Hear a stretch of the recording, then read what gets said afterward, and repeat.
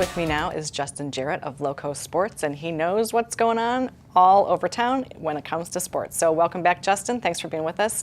And what's going on? There's a little chill in the air, so it must mean that we're getting close to playoffs. Yeah, it's right upon us. Football season winding down for the regular season, playoffs coming up, and we've got a bunch of local teams who are going to be playing into the postseason. North of the Broad, you've got Beaufort High School just clinched their playoff spot with a big win over Hilton Head last week.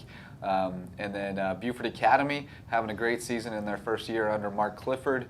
They are going to be at home in the first round of the playoffs. They've got one more regular season game. Whale Branch and Battery Creek are going to have to hit the road in the playoffs, but they've also clinched their playoff spots. So everybody north of the Broad is going to be playing in the postseason.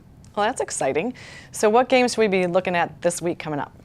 Well, the biggest one is going to be at Beaufort High School. They're going to be hosting Colleton County. That's going to be for the #2 seed in the region, potentially even a share of the region title, although Bluffton will have the tiebreaker there no matter what happens. But one of those will be getting a home game in the first round of the playoffs, so that's a big edge. The winner between Beaufort and Colleton County will get that edge. Battery Creek has a big crosstown rivalry against Whale Branch. That's a non-region game, but again, when you've got two schools in that close proximity, it's going to be a big-time rivalry game. And then Beaufort Academy will hit the road and play at Patrick Henry Academy in their final regular season game. So we've got a good slate this week. All right. And I know, since it is that time of the year, other teams and other sports also are having playoffs. What's going on in those? Yeah, we're starting to get into it now. Beaufort High boys cross country won the region championship this past weekend, so they'll be going into the lower state and state meets feeling good. Beaufort Academy, the SCISA schools have already gotten into their playoffs. Beaufort Academy volleyball made it to the state semifinals. They were trying to defend their state championship, came up a little bit short, and Beaufort Academy girls tennis won the state championship for the second year in a row.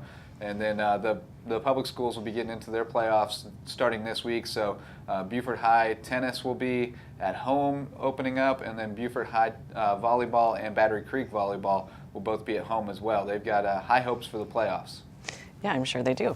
And so as we finish up fall sports and head into the winter, any predictions of what's going to happen there? Well, it's going to be a lot of fun, especially the football playoffs are always a great time. You know, when it starts turning chilly, the stakes are a little bit higher, so that's always fun.